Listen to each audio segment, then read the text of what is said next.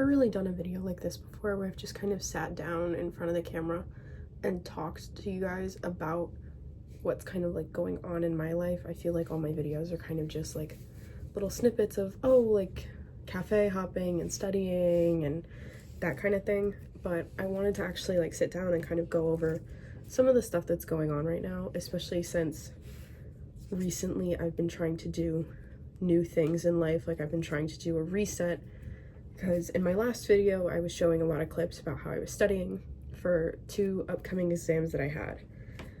And I'll be honest, the exams didn't really go that well, and I think part of the reason why is because I am taking all online classes, not by choice. So I go to Florida Gulf Coast University, and I'm a healthcare administration major, and once you get into your upper levels for that major, all of your classes are going to switch to online. And for the ones I'm taking with these professors, they're all asynchronous, and there's no lecture videos posted, there's minimal notes posted.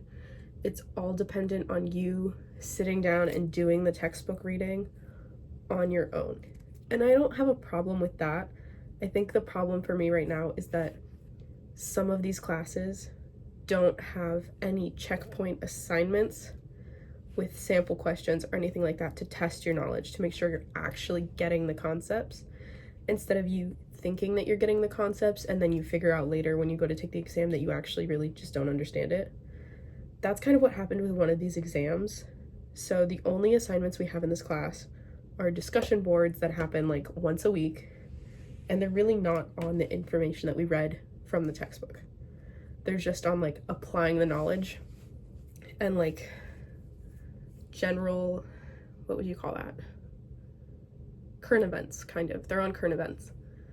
And then every 3 weeks or so, you have a big exam that's comprehensive on the chapters you just read.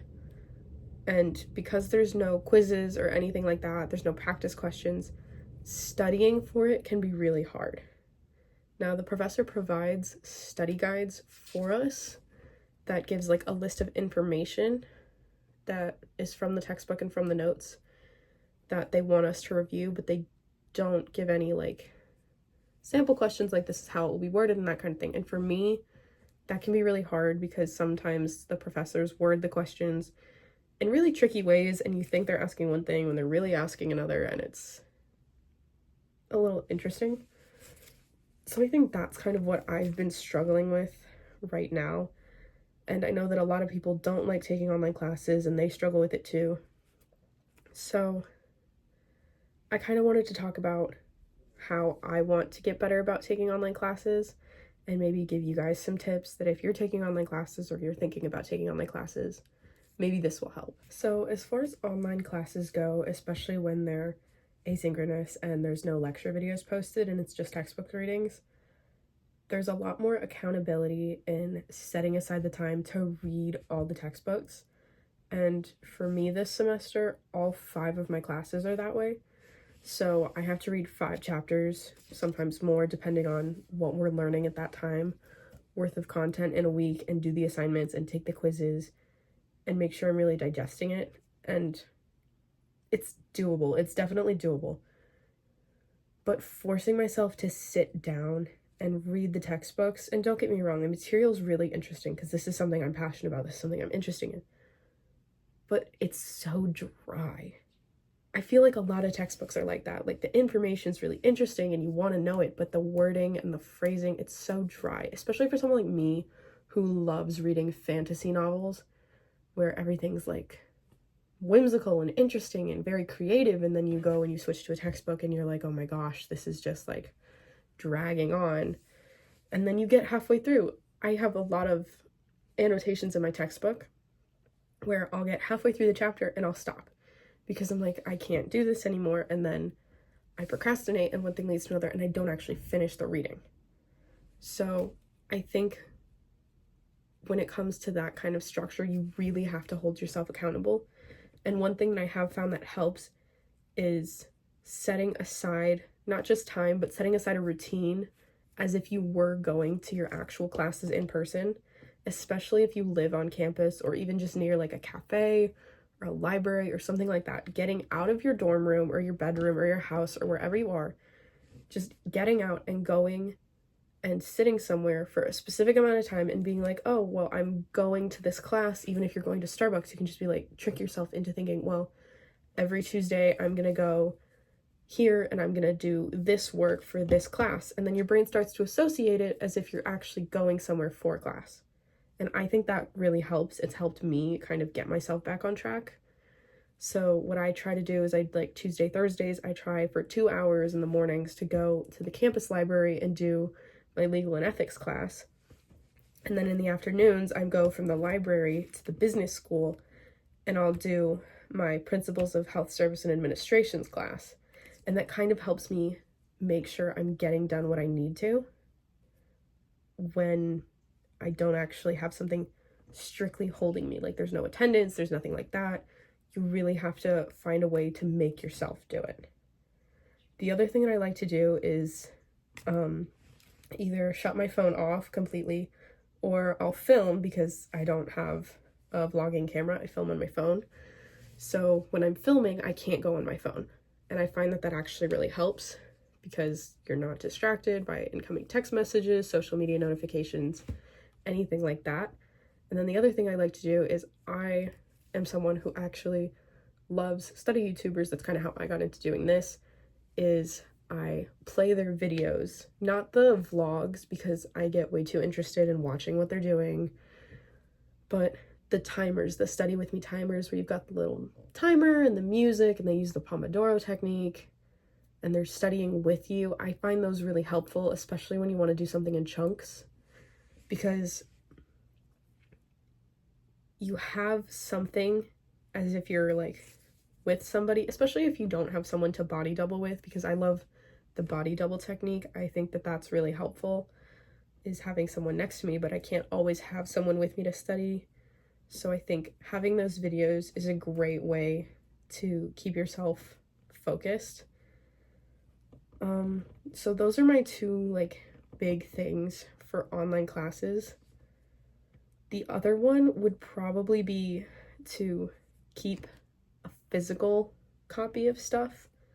I take notes on my iPad, but when it comes to exams, I make my study guides on paper because it makes it so much easier to just see what you're studying when you can hold it, I feel like. That's for me personally, though. I know some people prefer to have completely digital notes where you can access it from your phone or your computer, and that's totally fine. I do that sometimes too. But when it comes to exams, like flashcards and study guides, I need to have a physical copy of it because then I can have it like a little book that I'm flipping through. I think I actually, yeah.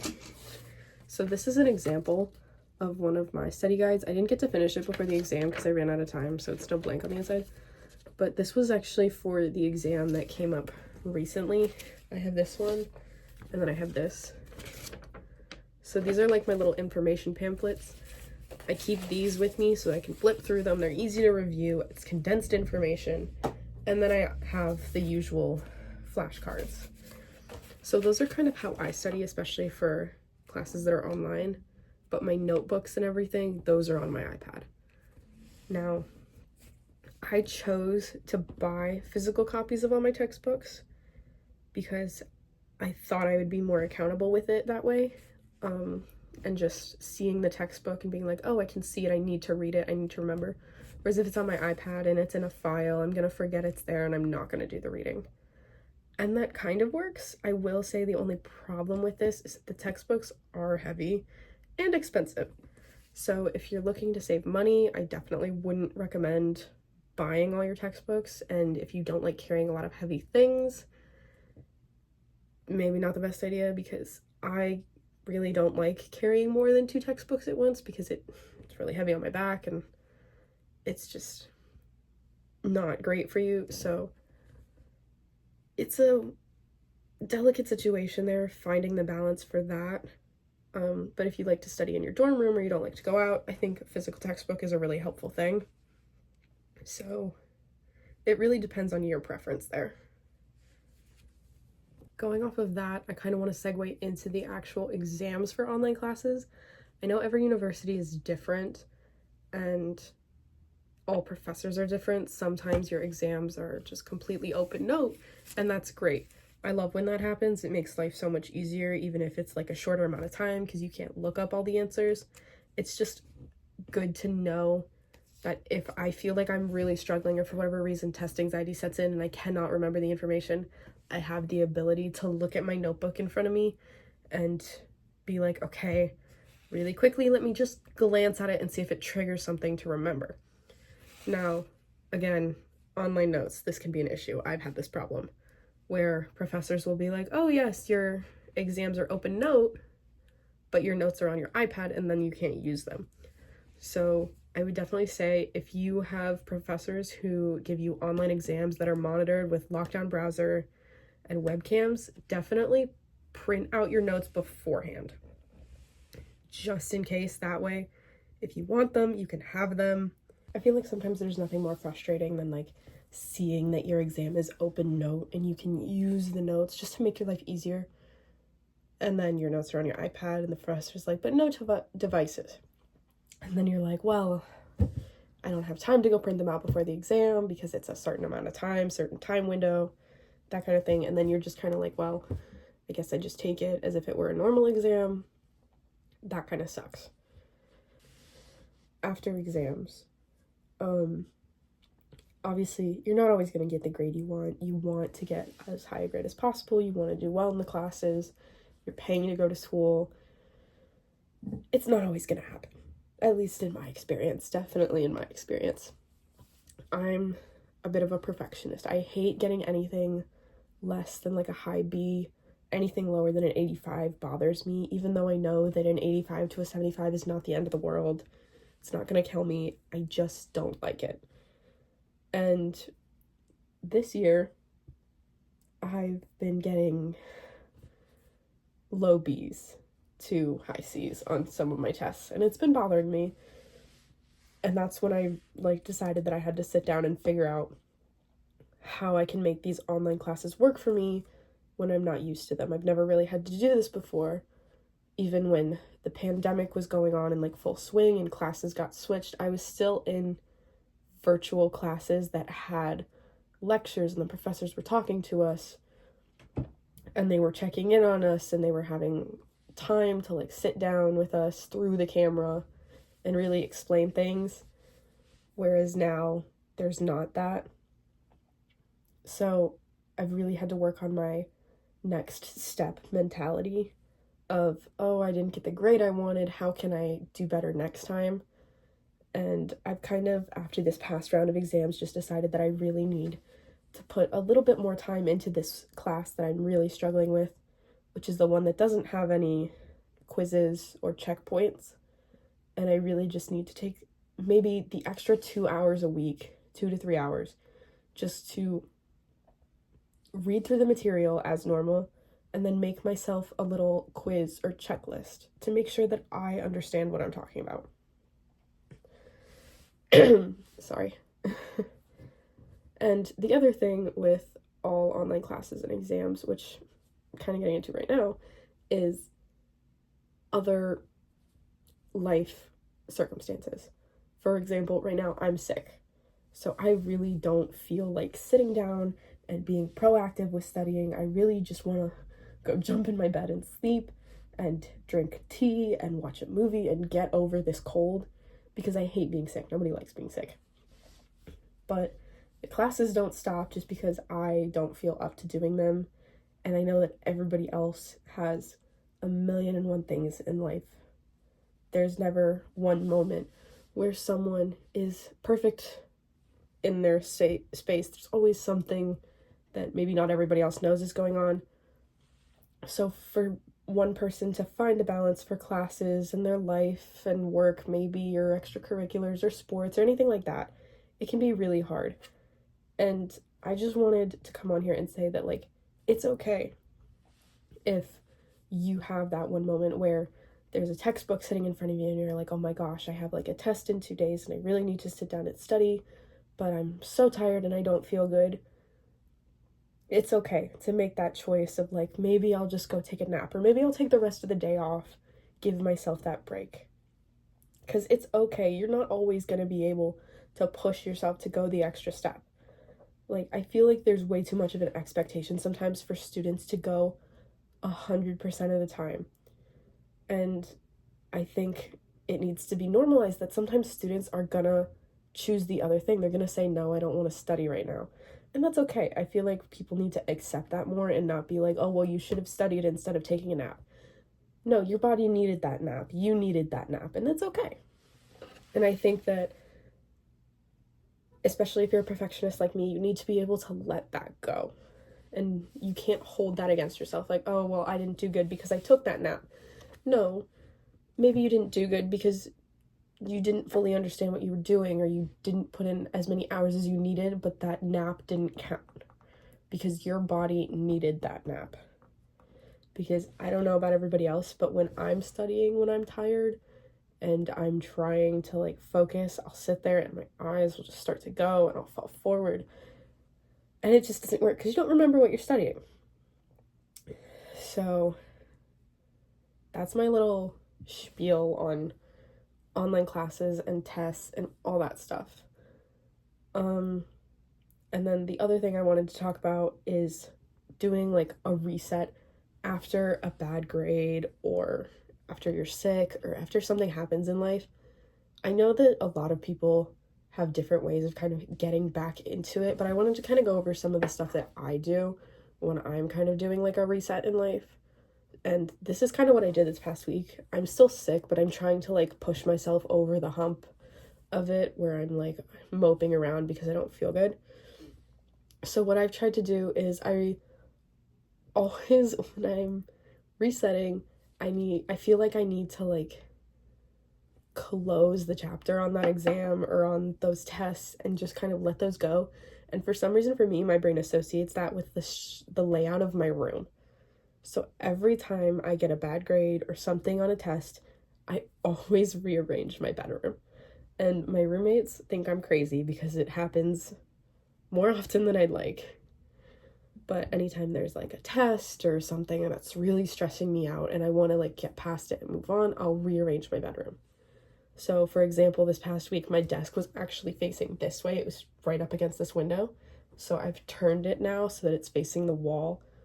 I wanted to keep it by the window because I like having the natural light when I study. But this got moved. This behind me got moved. It was originally closer to the closet. My plants are now next to it. I put my bookshelf in the closet because there's no door, so I can still see it because I love looking at my books. And then I lowered my bed, which is no small task. It is really annoying to do. So I think the bedroom reset really just helps me kind of take the next step. Like, okay, new thing, new setup, new emotions, new feelings. That's the same thing. The next step, you reset, you're refreshed, you're ready to go. And then obviously cleaning. I did like a deep clean. I swept my room. I picked up all my dirty laundry, washed it, put it away. I have a really bad habit, even when I'm not sick. I feel like a lot of people do this, of collecting cups and water bottles. Like, I will just have like 12 of them sitting in my room, especially when I'm sick, because I'll drink out of one, then I'll finish that drink and I'll be like, well, I don't want to drink out of it again because I'm just going to keep reinfecting myself with my germs. So I'll be like, okay, I'll go get a new cup for this drink. That way I can have like a clean straw. Instead of like washing the cup because I'm like, oh, I'm tired, I don't want to wash it right now, then I'll have like 12. And so they build up and then it's clutter and it's stress and it just kind of freaks me out. So definitely when I'm doing like a reset after something, definitely cleaning, doing my dishes. I also like to go grocery shopping and get like some nice fresh food in here. And I'll be honest, I'm not the best at eating healthy. I'm not one of those people that's like, oh my gosh, salads and kale and spinach and all that kind of stuff. Like, I love some junk food, but I also like protein and healthy snacks. So I went out and I got fruit and I got some like little cookie things and I got some chicken and some zucchini, and then I like meal prepped. I sectioned it all into containers. That way I can just grab like a little snack, and I don't have to stress about making food or finding something to eat or going out to the campus dining area if I'm like sniffling and don't want to go in public, because nobody likes blowing their nose in public. That's just so annoying. I always feel like everyone's gonna look at me, and I'd prefer to stay in and eat, especially because when you're stuffy you have to chew with your mouth open so you can breathe, and then I feel bad because I'm like, nobody wants to listen to me like chomp on my food. So I think it's just a really good thing to like go out and get some food, and even if you're just getting comfort snacks like some ice cream or cookies or Pop-Tarts or whatever. So I think that's a really good way. One thing that I am doing that I haven't done before, I've actually never done this, I'm doing a social media detox. And there's a couple reasons for this. I think I've just been spending a little bit too much time doom scrolling on Instagram and TikTok and all this stuff. And all this like celebrity drama that's going on. There's the election coming up. There's so much political drama that just on top of everything else, I didn't want it kind of dragging me down and making me like feel like, oh my gosh, there's so much bad stuff going on in the world right now. And worrying about that, and even just like the fun cat videos. I love a good cat video, but I get sucked into those cat videos and then I get distracted, and then I'm not doing my work, or I'm not getting enough sleep or something like that. So I'm trying a social media detox. The goal that I've set is for 1 month of no Instagram, no TikTok, no Snapchat, anything like that. The only social medias that I am still logged into for the month is Pinterest, because I need my vision board inspo to keep me going. And then I need YouTube, because I listen to YouTube videos when I sleep, and then I do want to keep posting on YouTube. I want to document this experience because it is my first time doing it. And I think that this would be a really good way to like kind of keep track of seeing how it's working. But today is October 28th. So the goal is to not use any of my social medias until the end of November. That's the goal. So as of this morning, I have logged out of all three. I did let people on those platforms that I talk to a lot know that I was logging out, and if they needed to get to me, they could text me. And honestly, if you don't have my phone number, you don't need it, is kind of how I'm looking at this. Like, part of the reason I'm getting off social media is to avoid seeing things and talking to people that are like dragging me down and lowering my self-esteem and that kind of thing. So we're gonna see how this goes, because I do use Instagram a lot. I use Instagram to promote my videos. I use Instagram to talk to my friends that are in different countries. So a month without it is, Instagram will probably be the hardest to go without. Snapchat I could live without. I really only use that one to keep up with celebrity drama, which I really don't need to do. And TikTok, don't even get me started on TikTok. I spend way too many hours just watching stupid videos. But we're gonna see how this 1 month detox goes, and we're gonna see if I have the self-discipline to hold myself to it. And then speaking of new goals, like social media detox, that's the other thing, is sometimes you just need to set a couple new goals. Even if it's just small ones, like for 1 week, I'm going to get up at this time. Or for 1 week, I'm going to spend 2 hours a day studying. Or something like that. Just 1 or 2 small goals. That way, when you accomplish them, you feel really good about yourself. And it kind of negates that whole, like, oh my gosh, I got a bad grade, or oh my gosh, this happened, or oh my gosh, this. And it kind of, like, resets your mentality, like, hey, I just did that. I can do something else. And it gets you started on a really good path. So those are kind of my little tips and tricks and little stories for online academics and resetting after something disappointing happens.